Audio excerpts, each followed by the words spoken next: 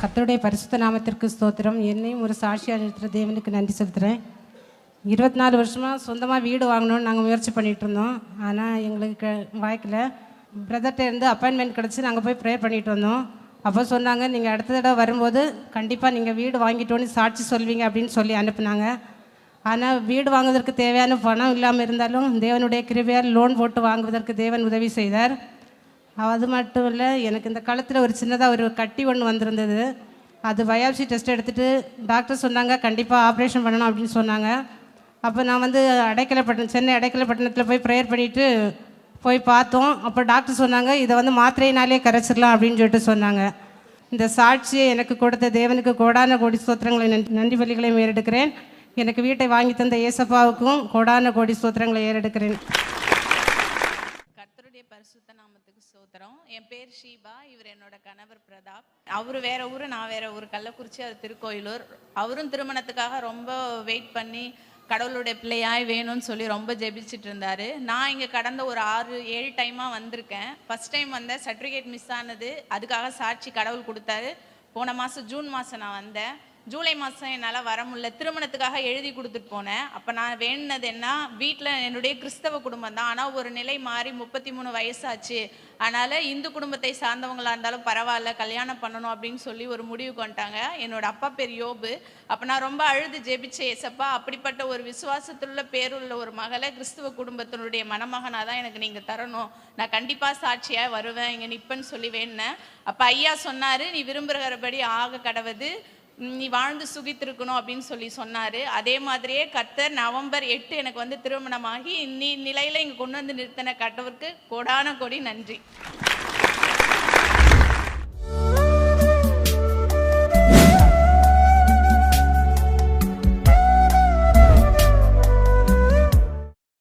கிறிஸ்துவுக்குள் மிகவும் பிரியமான எனதர்மை சகோதர சகோதரிகளே, நம்மை சிருஷ்டித்தவரும் நம்மை உண்டாக்கினவரும் நம்மை ஒருபோதும் மறந்து போகாதவருமாகிய இயேசு கிறிஸ்து முனையற்ற நாமத்தினாலே உங்கள் எல்லாரையும் வாழ்த்தி ஆசீர்வதிக்கிறேன். அல்லேலூயா.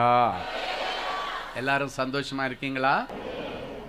இந்த நாளிலும் ஆண்டவருடைய பாதப்படியில் அமர்ந்து, ஆண்டவரே என் பிள்ளைகளுக்கு என்ன மங்கள வார்த்தை சொல்ல விரும்புகிறேன், என்ன வார்த்தை சொல்லி என் பிள்ளைகளை ஆசீர்வதிப்பது பரலோக தேவனுடைய திட்டமும் சித்தமுமாய் இருக்கிறது என்று நான் ஜெபத்திலே தரித்திருந்த பொழுது நம்மை ஆசீர்வதிக்கும்படி கர்த்தருடைய ஆவியானவர் கொடுத்த வசனத்தை இப்பொழுது நாம் எடுத்து வாசிப்போம்.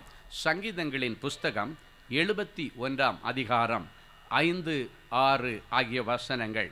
கர்த்தராகிய என் ஆண்டவரே, நீரே என் நோக்கம், என் சிறு வயது தொடங்கி என் நம்பிக்கையுமாயிருக்கிறேன்.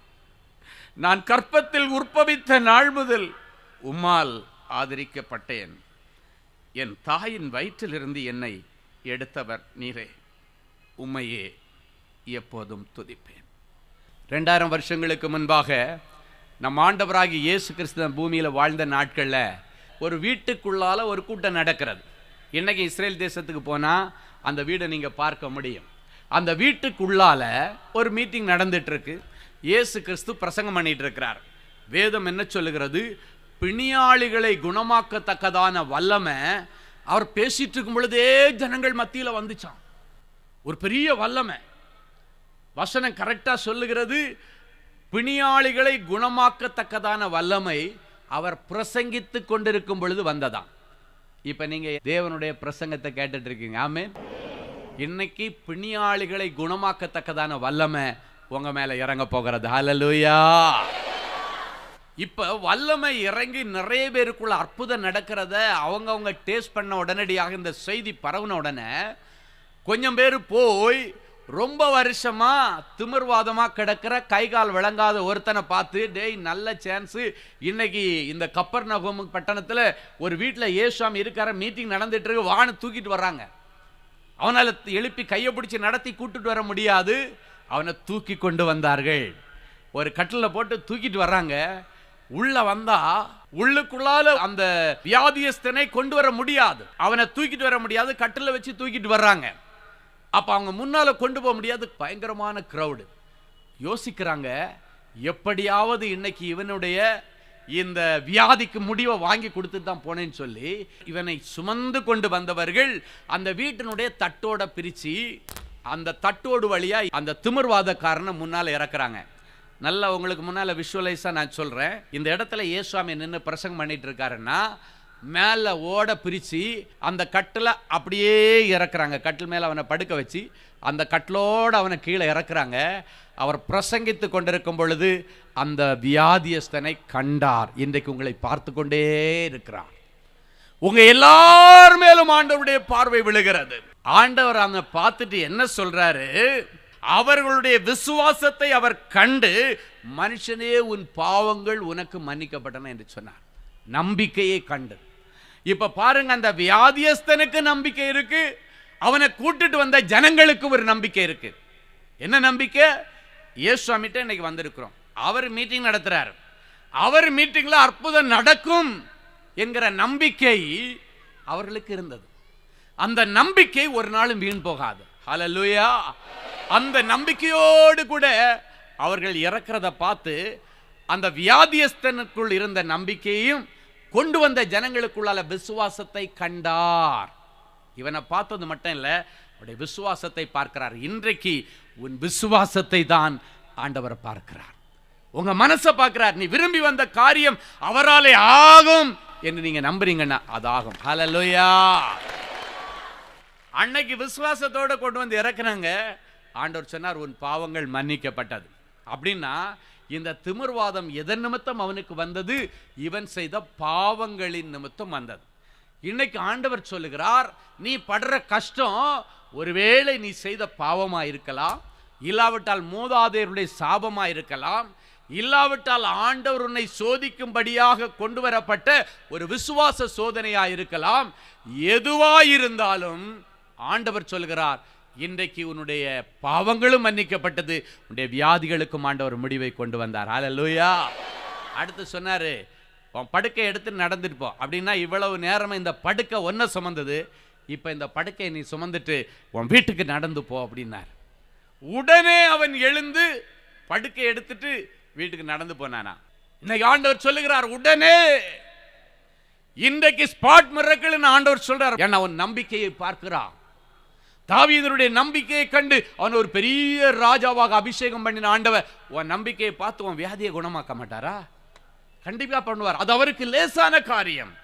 இன்னைக்கு ஸ்பாட் மிரக்கிள் எல்லாருக்கும் நடக்க. யாருக்கு தெரியுமா? நம்பிக்கை உள்ளவர்களுக்கு. உனக்குள்ளால விசுவாசம் இருக்கா இல்லையான்னு ஆண்டவருக்கு தெரியும். ஆண்டவர் உள்ளங்களை அலசி ஆராய்ந்து பார்க்கிறவர். ஆண்டவருடைய கண்கள் ஒரு மனுபுத்திரனை நோக்கி பார்க்கும். அவருடைய இமைகள் அவர்களை அப்படியே சோதிச்சு ஜூம் பண்ணி பார்க்குமா, உள்ள எவ்வளவு விசுவாசம் இருக்கு. அன்றைக்கு அந்த திமிர்வாத காரனுக்குள் இருந்த விசுவாசம், அவனை சுமந்து கொண்டு வந்தவர்களுக்குள் இருந்த விசுவாசம், அவர்கள் விசுவாசத்தை ஆண்டவர் கண்டு என்று சொல்லப்பட. அவர் என்று சொல்லவில்லை, அவர்கள். அப்படின்னா வியாதியோட படுத்து கிடந்தவங்க மட்டும் இல்ல, அவனை தூக்கிட்டு வந்தவங்க. உங்களுக்குள்ள ஒரு நம்பிக்கை வந்திருக்கிறது, இயேசுவாமி எல்லாருக்கும் நல்லது செய்யறாரு, எனக்கு ஒரு நல்லது செய்வார். அந்த நம்பிக்கை உங்களுக்கு இருக்கலாம். ஏன்னா அவர் நன்மை செய்கிறவராய் சுற்றி தெரிந்தவர். என் அன்பு சகோதரனே சகோதரியே, கடுகளவு விசுவாசம் இருந்தால் இந்த மலையை பெயர்த்து அப்படியே கடல்ல போய் போடுனா அந்த மலை அப்படியே போய் விழுமா. இன்றைக்கு ஆண்டவர் உங்களை பார்த்து சொல்றாரு, அன்றைக்கு அந்த திமிர்வாத காரனுக்குள் இருந்த விசுவாசம், அவனை தூக்கி கொண்டு கூட்டத்திற்கு வந்தவர்களுடைய விசுவாசத்தை கனம் பண்ணின ஆண்டவர், இன்றைக்கு உன்னுடைய விசுவாசத்தையும் ஆண்டவர் கனம் பண்ணி நீங்க வெற்றியோட திரும்பி போறீங்க. ஹல்லேலூயா. ஆண்டவர் மேல உங்களுடைய நம்பிக்கையை வைத்து அவர் மேல உங்களுடைய பாரங்களை வைக்கும் பொழுது அவரே காரியங்களை வாய்க்க செய்வார். எதிர்நீச்சல் போட்ட தாவீதுனுடைய வாழ்க்கையிலே அவனுடைய நம்பிக்கையை கண்டு அற்புதம் செய்த ஆண்டவர், திமிர்வாதக்காரனுடைய அந்த நம்பிக்கையை கண்டு அற்புதம் செய்த ஆண்டவர் உங்கள் வாழ்க்கையிலும் ஒரு அற்புதம் செய்வார். அடுத்து ஆண்டவர் சொல்லுகிறார், கர்த்தரை நம்புகிற பிள்ளைகளுக்கு குடும்பத்தில் நல்ல சமாதானத்தை கொடுக்க போறேன்னு சொல்றார். ஹல்லேலூயா. இன்னைக்கு பிறகு நாளைக்கு பிறகு நிறைய பேர் நிம்மதியா தூங்க போறீங்க. ஆமென். யாரும் இன்னைக்கு டேப்லெட் போட்டு தூங்கவே கூடாது. ஆமென். மதுபானத்தை குடிச்சிட்டு தூங்கக்கூடாது. இயற்கையா ஆண்டவர் உங்களுக்கு ஃப்ரீயா இன்னைக்கு இலவசமான தூக்கத்தை இன்னிலிருந்து கொடுக்க போகிறார். அதுக்கு ஆண்டவர் என்ன ஏற்பாடு செய்ய போறாரா? எந்த காரியத்தில் உங்களுடைய சமாதானம் பாதிக்கப்பட்டதோ அந்த காரியத்தில் ஒரு அற்புதத்தை செய்து நீங்கள் இன்னைக்கு நிம்மதி பெருமிச்சு விட்டு போவீங்க. எப்பா இன்னைக்கு பிறகுதான் என் மனசில் இருக்கிற எல்லா பாரமும் எடுக்கப்பட்டு என்னமோ மனசே ரொம்ப லகுவாக இருக்க மாதிரி இருக்குது, ரொம்ப ஹாப்பியாக இருக்குது. ரொம்ப வருஷத்துக்கு பிறகு இன்னைக்கு தான் நிம்மதியாக சாப்பிட்டேன், நிம்மதியாக தூங்குறேன்னு நீங்கள் சொல்ல போகிறீங்க. ஹல்லேலூயா. வாசிக்கலாம் ஏசாயா 26:3. உம்மை உறுதியாய் பற்றி கொண்டிருக்கிற மனதை உடையவன் உம்மையே நம்பி இருக்கிறபடியினால் நீர் அவனை சமாதானத்தோடு காத்துக்கொள்வீர். இன்னைக்கு பறிக்கப்பட்டவங்க சமாதானத்தை கொடுக்க ஆண்டவர் உங்களிடத்துல பணம் காசு ஒன்றும் கேட்கல. நம்பிக்கையை மட்டும் நீங்கள் டெவலப் பண்ணுங்க. ஆண்டவர் மேல் வைத்திருக்கிற விசுவாசத்தை மாத்திரம் இன்னைக்கு டெவலப் பண்ணுங்க. ஒருவேளை இவ்வளவு நாளும் நீங்கள் அவிசுவாசமாய் பேசி இருந்தால், அவிசுவாசமான எண்ணத்திற்கு உங்களை விட்டு கொடுத்திருந்தா, நெகட்டிவாகவே பேசிட்டு இருந்தா, நெகட்டிவாகவே திங்க் பண்ணிட்டு இருந்தா, நெகட்டிவாகவே காரியங்களை செய்துட்டு இருந்தீங்கன்னா இன்னைக்கு பிறகு உங்களுக்குள் ஒரு பாசிட்டிவ் அபிஷேகம், அதற்கு பேர் தான் விசுவாசத்தின் அபிஷேகம். சிலர் சொல்லுவாங்க பாசிட்டிவ் எனர்ஜி அப்படின்வாங்க. மற்ற மார்க்கத்தில் இருக்கிறவங்க எல்லாம் சொல்லுவாங்க அவனுக்குள்ளால ஒரு பாசிட்டிவ் எனர்ஜி வந்துச்சுன்னா அவன் சரியாயிடுவான். நம்ம வேதத்தில் அந்த பாசிட்டிவ் எனர்ஜியை தான் விசுவாசம், நம்பிக்கை என்று சொல்லப்பட்டிருக்கிறது. ஹல்லேலூயா. அந்த நம்பிக்கையை இன்னைக்கு நீங்கள் டெவலப் பண்ணி பூஸ்டப் பண்ணி விட்டீங்கன்னா இன்னைக்கு பிறகு உங்களுடைய எல்லா பிரச்சனைக்கும் முடிவு வந்துடும். நீங்கள் புலம்பிக் கொண்டிருந்த புலம்பலுக்கு பதிலாக இன்னைக்கு பிறகு ஆனந்த தைலத்தின் அபிஷேகத்தோடு கூட புறப்பட்டு போறீங்க. ஹல்லேலூயா. இந்த வசனம் சொல்லுகிறது, உம்மை உறுதியாய் பற்றி கொண்டிருக்கிற மனதை உடையவன் உம்மையே நம்பி இருந்தால் அவனுக்கு பூரண சமாதானமா. இன்னைக்கு ஏன் ஒரு மனுஷன் தற்கொலை பண்ணுறான்னா அவனுடைய இருதயத்தில் இருக்கிற நிம்மதி குலைந்து போகும் பொழுது, குடும்பத்தில் சமாதானம் பறிக்கப்படும் பொழுது ஒரு மனுஷன் தற்கொலைக்கு நேராக போகிறான். ஒரு மனுஷன் ஏன் டிப்ரெஷனில் போகிறான்னா அவனுடைய நிம்மதி பறிக்கப்படுகிறது, அவனுடைய இருதயத்தில் இருந்த சந்தோஷங்கள் பறிக்கப்படும் பொழுது அவன் ஒரு டிப்ரெஷனுக்கு நேராக, மன அழுத்தத்திற்கு நேராக போகிறான். இன்றைக்கு வாலிப பிள்ளைகள் அநேகம் பேர் மன அழுத்தத்திலே கஷ்டப்பட்டு கொண்டிருக்கிறார்கள். கை நிறைய சம்பாதிப்பாங்க, ஆனாலும் அவருடைய இருதயத்தில் ஒரு மன அழுத்தம். கை நிறைய சம்பாதிப்பாங்க, ஆனாலும் அவர்களுக்கு ஒரு டிப்ரெஷன், ஒரு ஆன்சைட்டி வந்து அவருடைய எதிர்காலம் இருண்டு போய் விடுகிறது. இந்த மன அழுத்தத்தின் காரணமாக இன்றைக்கு நிறைய பிள்ளைகளால் அந்த குடும்ப வாழ்க்கை கூட வாழ முடியவில்லை. அந்த ஆண்டவர் கிருபையாய் கொடுத்த அந்த புனிதமான தாம்பத்திய உறவு கூட இன்றைக்கு நிறைய பேருக்கு இல்லை. காரணம் என்னன்னா மன அழுத்தம், ஆன்சைட்டி, நெகட்டிவ் தாட்ஸ், அவிசுவாச வார்த்தைகள், புத்தி பேதலிக்கிற நிலைமை, எல்லாம் இருந்தும் ஒன்றுமில்லாத நிலைமையில இன்றைக்கு வந்திருக்கிற தேவனுடைய பிள்ளைகளே, இன்றைக்கு உன்னை புத்தி பேதலிக்க பண்ணின சம்பவத்திலே ஒரு அற்புதம் நடக்கும். உனக்கு டிப்ரெஷன் எப்படி ஃபார்ம் ஆச்சு அது ரொம்ப முக்கியம். நீ மன அழுத்தத்துக்குள்ள போன காரணம் என்ன? ஏதோ ஒரு பாதிப்பு உன்னுடைய வாழ்க்கையில வந்திருக்கிறது. நீ நினைத்து பார்க்காத ஒரு பாதிப்பு, எதிர்பார்க்காத ஒரு பாதிப்பு வாழ்க்கையில வந்து விட்டது. அது நிமித்தம் நிம்மதி போய்விட்டது, சமாதானம் இழந்து விட்டார், நிம்மதியை இழந்து, அமைதி குலைந்து, வாழ்ந்து பிரயோஜனம் இல்லை, வாழ்ந்து அர்த்தமில்லை என்று சொல்லி தேவாலயத்திற்கு போகிறதை நிறுத்திவிட்டாய். தேவ பிள்ளைகளோடு உள்ள ஊழியர்களோடு உள்ள உறவை எல்லாம் துண்டித்து விட்டாய். காரணம் என்ன தெரியுமா? பிசாசானவன் உனக்குள்ள அந்த டிப்ரெஷன் ஆவியை கொண்டு வந்து விட்டான். என் அன்பு சகோதரனை, சகோதரியே, இந்த உலகத்தில் நமக்கு சேலஞ்சஸ் வரும், எதிர்ப்புகள் வரும். அதான் சொன்ன எதிர்நீச்சல் போட்ட தாவீது. ஆனாலும் அந்த நேரத்தில் ஆண்டவருடைய துணையோடு அவர் மேல் நம்பிக்கை வைத்து அந்த காரியங்களை நீங்கள் மேற்கொள்ள வேண்டும். அதுதான் தேவனுடைய பிள்ளைகளுக்கு ஆண்டவர் கொடுத்திருக்கிற கிருபை. வேதம் சொல்லுகிறது, இந்த உலகத்திலே உங்களுக்கு உபத்திரவம் உண்டு, ஆனாலும் திடன் கொள்ளுங்கள், தைரியமாயிருங்கள், உலகத்தை ஜெயித்த நான் அந்த காரியத்திலே உனக்கு ஒரு ஜெயத்தை தருவேன்.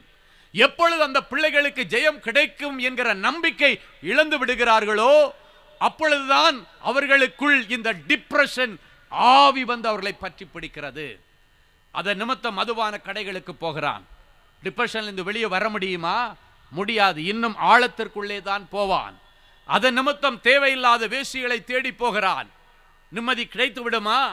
இல்ல, அதை விட ஆழத்துக்கு போகிறான். காரணம், அப்படி திரிகிறவர்கள் மரண கொலைக்கு நேராக அழைத்து கொண்டு போகப்படுகிறார்கள் என்று தெரியாமலே அதன் பின்னே ஓடிக்கொண்டிருக்கிறார்கள். அப்படி அல்ல. இன்றைக்கு ஆண்டவர் மேல உங்களுடைய நம்பிக்கையை நீங்க டெவலப் பண்ணீங்கன்னா உங்களுக்குள்ள இருக்கிற டிப்ரெஷன் ஆவி வெளியேறும். வேதம் என்ன சொல்லுகிறது? மேலான ஆண்டவர் உனக்குள்ளே இறங்கும் பொழுது, ஆவியானவர் இறங்கும் பொழுது கீழான ஆவிகள் எல்லாம் ஓடி போகுமா. இப்பெல்லாம் டிப்ரெஷன்ல விழுந்த பிள்ளைகள், மனநிலை பாதிக்கப்பட்ட பிள்ளைகள், பெற்றோர்கள் நிறைய பேரை கூட்டு வருவாங்க. அவங்கள பார்த்து அவ என்ன படிச்சிருக்கான்னு கேட்டா பிஇ படிச்சிருக்கிறா, எம்இ படிச்சிருக்கா, பிஹெச்டி படிச்சிருக்கிறா அப்படின்னு சொல்லுகிறத பார்த்திருக்கிறேன். ஒரு பிஹெச்டி, ஒரு டாக்டரேட் வாங்கின பிள்ளை எப்படி புத்தி பேதலிக்கிறவளாய் மாறுகிறாள்? டிப்ரெஷன். அந்த டிப்ரெஷன் எப்படி வருகிறது? வாழ்க்கையிலே சமாதானத்தை குலைக்கிற சம்பவங்கள் வரும் பொழுது நம்பிக்கை விட்டு போகிறார்கள். இந்த நம்பிக்கை விட்டு போயிடுறாங்க. நம்பிக்கை மட்டும் ஒரு நாள் விட்டு விடக்கூடாது. நம்பிக்கையில் நீங்க உறுதியா இருக்கணும். அதுதான் ஆண்டவர் உங்களுக்கு சொல்லிக் கொடுக்கிற பாடமும் உங்களுக்கு செய்கிற அதிசயமும் அதை பேஸ் பண்ணி தான் செய்வார். அவரை உறுதியாய் பற்றி கொண்டிருக்கிற மனதை உடையவன் அவரே நம்பி இருந்தா அவங்களுக்கு பூரண சமாதானத்தை கொடுப்பாராம். அப்படின்னா அவர் மேல வச்சிருக்கிற நம்பிக்கையிலிருந்து நீங்க கீழே இறங்கும் பொழுதுதான் பிசாசானவன் அவர்களை கவிக்கொள்ளுகிறான். பிசாசானவர்களை பிடித்து கொண்டு அவருடைய எதிர்காலத்தை வீணடிக்கும்படிக்கு இன்னைக்கு நிறைய பிள்ளைங்க சைக்காட்ரிக் டாக்டர் இடத்துல போய் மாத்திரை வாங்கி சாப்பிட்டுட்டு தூங்குறாங்க. தூக்கம் பாதிக்கப்படும் பொழுது என்ன ஆகும் தெரியுமா? பைத்தியம் பிடிக்கும். வேதம் என்ன சொல்லுகிறது? கர்த்தர் தமக்கு பிரியமானவர்களுக்கு இன்பமான நித்திரையை கொடுக்கிறாராம். நிறைய பேர் தூங்குவாங்க, கண்கள் மூடி இருக்கும், ஆனால் அவனுடைய மைண்டு தூங்காது, அவனுடைய பிரெயின் தூங்காது. ஒரு மனுஷனுடைய மைண்ட் தூங்குறதுக்காக, பிரெயின் தூங்குறதுக்காகத்தான் ஆண்டவர் தூக்கம் என்கிற ஒரு ஆசீர்வாதத்தை வைத்திருக்கிறார். அது பெரிய ஆசீர்வாதம். அந்த ஆசீர்வாதத்தை இன்றைக்கு பிசாசு பறிச்சு போட்டா அது பெரிய பிளஸிங்க. அப்படியே கண்ணை மூடி படுத்த 2வது நிமிஷத்துல அப்படியே ஜெனரேட்டர் ஓடணும். என் அன்பு சகோதரனே, சகோதரியே, ஆண்டவர் தமக்கு பிரியமானவர்களுக்கு இன்பமான நித்திரை. இன்னைக்கு நீங்க டெஸ்ட் பண்ணி பாருங்க. நீங்க நம்பிக்கையோட போயிட்டு இந்த தூக்க மாத்திரை எல்லாம் தூக்கி போடுங்க. தூக்கி போட்டுட்டு அந்த தூக்க மாத்திரை என்ன பண்ணனா நம்முடைய சரீரத்தில் உள்ள அந்த உறுப்புகளுடைய செயல்பாடுகளை கண்ட்ரோல் பண்ணும். கண்ட்ரோல் பண்றதுக்கு தான் இந்த மாத்திரை, குணமாக்குறதுக்கு இல்லை. அதுக்கு மருந்தே இல்லைன்னு டாக்டர் சொல்லுவாங்க.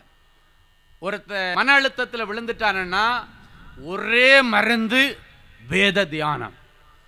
வேற மருந்து கிடையாது. இதுவரைக்கும் உலகத்திலே எங்கேயும் கண்டுபிடிக்க முடியல. அதை குணமாக்க மருந்து கண்டுபிடிக்க முடியல.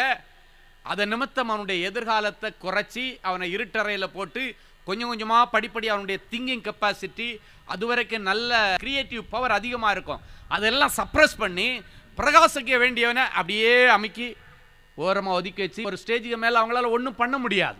படிப்பு இருக்கும், கையில் பட்டை இருக்கும், டாக்டரேட் இருக்கும், மெடிசின் முடிச்சிருப்பாங்க, ஆனால் அவங்களால ஒன்றும் பண்ண முடியாது. என் அன்பு சகோதரனை, சகோதரியே, ஒருவர் கூட அந்த அவல நிலைக்கு இன்றைக்கு தள்ளப்படக்கூடாது. அதுதான் என் ஆண்டவருடைய ஆசை. படுத்ததுக்கு அப்புறம் கெட்ட சிந்தனைகள் வரக்கூடாது, பயமுறுத்துகிற சொப்பனங்கள் வரக்கூடாது. அந்த பிள்ளைகளுக்கு நல்ல தேவ தரிசனங்களை தான் பார்க்கணும். கெட்ட சொப்பனத்தை பார்த்து எழும்பி உட்கார்ந்துட்டு நடுராத்திரியில் அந்த பிள்ளைங்க கண்ணீர் வடிக்க கூடாது. இன்னைக்கெல்லாம் பார்த்தீங்கன்னா பிசாசானவன் சின்ன குழந்தைங்கன்னு கூட பார்க்காம நடுராத்திரியில் சின்ன பிள்ளைகளுக்குள்ளாலேயே பலவீனத்தை கொடுத்து சின்ன பிள்ளைகளுக்குள்ளால உட்கார்ந்து ராத்திரி முழுவதும் சில பிள்ளைங்க அழுதுட்டு இருக்கிறோம். ஏன் அழுதுன்னு பெற்றோரால் கண்டுபிடிக்க முடியாது. பெற்றோர் அந்த பிள்ளையுடைய காதில் ஒருவேளை எறும்பு போயிருக்குமான்னு உப்பு தண்ணி விட்டு பார்ப்பாங்க, இயர் டிராப்ஸ் விடுவாங்க. உள்ள ஏதாவது எறும்பு போயிருக்குமோ, ஏதாவது கடிச்சிருக்குமோ, இல்லை பிள்ளைக்கு வயிற்று வலியா, பிள்ளை குழந்தை சொல்ல தெரியாது, என்ன பண்ணுதுன்னு சொல்ல தெரியாது, வயிற்று வலியா கிரேப் வாட்டர் கொடுத்துடலாமா, எல்லாம் பண்ணி பார்ப்பாங்க. ஆனால் குழந்தை அழுகை நிறுத்தாது. எப்போ நிறுத்தம் தெரியுமா? ஒரு தேவ மனுஷன் அந்த பிள்ளைக்காக ஜெபம் பண்ணி அந்த பிள்ளைக்குள் இருக்கிற அந்த ஆவியை வெளியேற்றும் பொழுது அந்த பிள்ளை நிம்மதியாய் தூங்கும். நிறைய நாள் நடுராத்திரியில் அலுவலகத்துக்கு ஃபோன் வரும். சில தாய்மார்கள் அழுவார்கள், ஐயா குழந்தை அழுது அழுது ஏங்குது, பிள்ளைக்கு ஏதாவது ஆயிடுமோ பயமா இருக்கு. நான் ஸ்டாப்பா 3 மணி நேரம் குழந்தை அழுது, எல்லாம் கொடுத்து பார்த்தோம், பால் கொடுத்து பார்த்தாச்சு, விளையாடுறதுக்கு பொருளை கொடுத்து பார்த்தாச்சு, பிள்ளைங்களுக்கு மொபைலை கொடுத்து பார்த்தாச்சு, பிள்ளை அழுகையை நிறுத்தலை, எனக்கு பயமா இருக்கிறது. உடனடியாக ஒரு சின்ன ஜெபம் தான் இந்த ஜெப கோபுரத்தில் இருந்து போகும். பிள்ளைகள் ஒரு சின்ன ஜெபம் பண்ணுவாங்க, அடுத்த நிமிஷத்தில் அப்படியே ஆயிடும். அடுத்த நாள் காலையில் ஃபோன் பண்ணுவாங்க, ஐயா நீங்கள் ஜெபம் பண்ணி முடிச்ச உடனடியா பிள்ளை அமைதியாக தூங்கிட்டான்னு சொல்லுவாங்க. காரணம் என்ன தெரியுமா? சின்ன பிள்ளைங்களை கூட இன்னைக்கு பிசாசு விட்டு வைக்கல, வாலிப பிள்ளைகளை விட்டு வைக்கல, படிக்கிற குழந்தைகளை விட்டு வைக்கல, பிள்ளைகளுக்குள்ளால தேவையில்லாத எண்ணங்களை உள்ள புகுத்துறான். பெற்றோருக்கு விரோதமாக பிள்ளைகளை ஏவி விடுகிறான். இன்றைக்கு அவை எல்லாவற்றுக்கும் ஒரு முற்றுப்புள்ளியை கொடுத்து இன்னைக்கு பிறகு அயர்ந்த நித்திரை ஆண்டவர் கொடுக்கணும். அதுக்கு என்ன செய்ய போறாரா? உன்னுடைய சமாதானத்தை பறித்த அந்த சம்பவங்களை ஆண்டவர் இன்னைக்கு எடுத்து அந்த காரியத்தில் ஒரு அற்புதத்தை செய்தா, அதன் நிமித்தம் உன்னுடைய இருதயத்தில் ஒரு சந்தோஷம் பொங்க பாருங்க. அந்த சந்தோஷத்தில் இனி பல வருஷங்கள் உன்னுடைய ஆயுசு ஓடும். அதன் நிமித்தம் உன்னுடைய மாத்திரைகளை தூக்கி எறிவாய். உனக்கு ட்ரீட்மெண்ட் கொடுத்த சைக்காட்ரிக் டாக்டர் கூப்பிட்டு சொல்லுவாங்க, எப்படி வேணாலும் இந்த மாத்திரை சாப்பிடாம இருக்க முடிகிறது. படிப்படியாக தானே நம்ம குறைச்சிருக்கணும். எப்படி ஒரே நாளில் தூக்கி போட்டுட்டு அவனால் இப்போ திருப்பி எப்படி வேலை செய்ய முடிகிறது? அவனால் எப்படி சிஸ்டத்தில் உட்கார முடிகிறது? அவனால் எப்படி ஒரு சயின்டிஸ்டாக மறுபடியும் மாற முடிகிறது? அவனால் எப்படி கல்லூரியில் போய் பாடம் எடுக்க முடிகிறது? ஆச்சரியமாக இருக்கிறது. ஆச்சரியமானவைகளை செய்கிற ஆண்டவர் மேலே உங்களுடைய நம்பிக்கையை வையுங்கள். அவர் உங்களுக்கு செய்வார். இலவசமாக தான் இன்னைக்கு எல்லாருக்கும் அந்த கிஃப்டை கொடுக்க போகிறார். ஆண்டவர் காசு வாங்கி கொடுக்க மாட்டார். அவர் இலவசமாய் பெற்றதை இலவசமாய் கொடுக்கிறவர். ஹல்லேலூயா. மகனே, ஏன் அழுகிறாய்? மகளே, ஏன் அழுகிறாய்? யாரை தேடி வந்திருக்கிறாய்? உனக்கு என்ன பிரச்சனை மகளே? இதன் நிமித்தம் தாங்க முடியாத வேதனையோடு கண்ணீரோடு வந்திருக்கிறாய் மகளே. வருத்தப்பட்டு கஷ்டப்பட்டு சுமக்க முடியாத சுமையோடு வருகிற தேவனுடைய பிள்ளையே, என்னிடத்தில் வா, நான் இளைப்பாறுதல் தருவேன் என்று சொன்னீரே. சுமக்க முடியாத பாவ சுமைகளோடு, சுமக்க முடியாத சாப சுமைகளோடு, சுமக்க முடியாத கடன் சுமைகளோடு என் பிள்ளைகள் உம்மை தேடி வந்திருக்கிறார்கள். ஆண்டவரே, என்னிடத்தில் வா, உனக்கு இளைப்பாறுதல் தருவேன், உனக்கு விடுதலை தருவேன் என்று சொன்னீரே. கலங்கின கண்கள், உடைந்து போன இருதயம், வாடி போன முகம்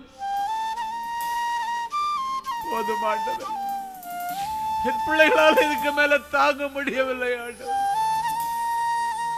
நிம்மதியை இழந்து, சமாதானத்தை இழந்து, செல்வங்களை இழந்து, ஒன்றுமில்லாத பூஜ்ய நிலைமையிலே என் பிள்ளைகள் வந்திருக்கிறார்களே. என் பிள்ளைகளுக்கு இன்னைக்கு என்ன செய்ய போறீங்க? அன்றைக்கு ஆபிரகாம் அவருக்கு முன்னால வந்து நீர் நின்ற உடனடியாய் கேட்டார், ஆண்டவரே, எனக்கு என்ன தருவீர்? நான் பிள்ளை இல்லாத இருக்கிறேனே, எனக்கு என்ன தர போறீங்க ஆண்டவரே கேட்டாரு. அதே போல என் பிள்ளைகள், ஆண்டவரே, நான் உங்களை நம்பி வந்திருக்கிறேன் ஆண்டவரே, எனக்கு இன்னைக்கு என்ன தர போறீங்க ஆண்டவரே? நான் பிள்ளை இல்லாத இருக்கிறேனே, நான் வேலை இல்லாத இருக்கிறேனே, வருமானம் இல்லாமல் இருக்கிறேனே, சொந்தமா ஒரு வீடு இல்லாமல் இருக்கிறேனே, எனக்கு என்னத்தை தர போறீங்க ஆண்டவரே? நான் சமாதானம் இல்லாமல் இருக்கிறேனே. கேட்ட ஆபிரகாமுக்கு கடற்கரை மணலத்தரையா வானத்து நட்சத்திரங்களை போன்ற சந்ததியை கொடுத்த ஆண்டவர் என் பிள்ளைகளுக்கும் இன்றைக்கு அப்படியே செய்கிறார். எதிர்நீச்சல் போட்டு ஜெயிச்ச தாவீதின் மீது நீர் இருந்த அந்த அபிஷேகம் என் பிள்ளைகள் மேல் நீர் வைப்பீராக சொன்னீர். என்னை உறுதியாய் பற்றி கொண்டிருக்கிற மனதையுடைய பிள்ளைகளுக்கு என்னை அவர்கள் நம்பி இருக்கிறபடியினால் பூரண சமாதானத்தை தருவேன், பூரணமான பிள்ளை செல்வத்தை தருவேன், பூரணமான வேலையை கொடுப்பேன், வருமானத்தை கொடுப்பேன் என்று சொன்னீரே. இந்த நல்ல நிச்சயத்திற்காக உமக்கு இந்த வார்த்தைகளை என் பிள்ளைகளுடைய சிரசுல வச்சு நிறைஞ்ச மனசுல உம்முடைய ஸ்தானாதிபதியாய் என் பிள்ளைகளை நான் ஆசீர்வதிக்கிறேன். எங்கள் ஜெபங்களும் நல்ல பிதாவே, ஆமென், ஆமென். கிறிஸ்துவுக்குள் அன்பானவர்களே, ஆண்டவராகிய இயேசு கிறிஸ்துவின் இனிய நாமத்தில் அன்பின் வாழ்த்துக்கள்.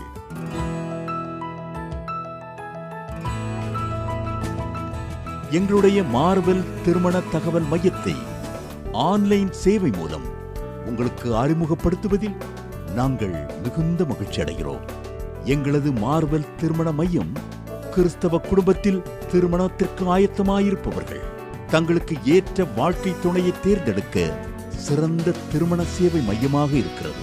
மேலும் மார்வெல் திருமண தகவல் மையத்தில் நீங்கள் பதிவு செய்வதற்கு எங்களது இணையதள முகவரி www.marvelmatrimony.com மற்றும் அலைபேசி எண் 7824855999 என்ற எண்ணிற்கு தொடர்பு கொள்ளலாம். சென்னை, நாகர்கோவில் மற்றும் மும்பை நகரில் உள்ளவர்கள் பதிவு செய்ய விரும்பினால் கீழ்கண்ட விலாசங்களில் உள்ள எங்களது அலுவலகங்களோடு தொடர்பு கொள்ளலாம்.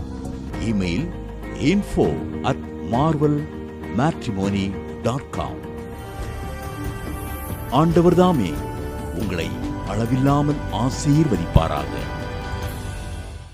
ஜெனசிஸ் கிரியேஷன்ஸ் மீடியா அகாடமியில் 3 மாதங்களில் தொழிற்கல்வி சான்றிதழோடு video editing, videography, photography, drone piloting, studio recording, Photoshop, live streaming, live video mixing and live sound mixing ஆகிய தொழிற்கல்விகள் பயிற்றுவிக்கப்படுகிறது.